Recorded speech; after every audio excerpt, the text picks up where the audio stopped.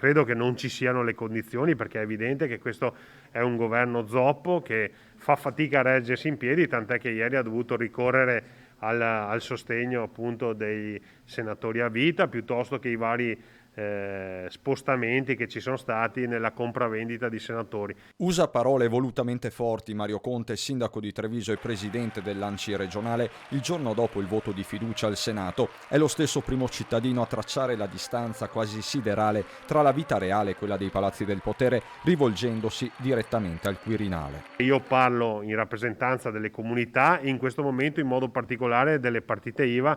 Qui c'è bisogno di risposte immediate, di determinazione e di grande visione. Se questo governo, come pare, non è in grado di portarlo avanti, io credo che il Presidente della Repubblica debba mettere la parola fine a questa esperienza. L'alternativa quindi a una maggioranza pericolosamente risicata non possono che essere le urne, dice Mario Conte, come piano B un governo diverso. Non dobbiamo aver paura di andare a votare, perché è la massima espressione di democrazia e soprattutto finalmente i cittadini potranno esprimere quali devono essere i loro rappresentanti a Roma che possono decidere il futuro dei nostri territori. Se così non fosse, ci vuole però la forza di mettere in piedi una coalizione che sappia gestire questo momento, che ricordo è particolarmente complicato, con la consapevolezza che i nostri cittadini non hanno più tempo da perdere in bagarre politiche e baruffe come quelle che purtroppo abbiamo visto indegnamente ieri sera in televisione mentre riguardavamo le immagini del Senato.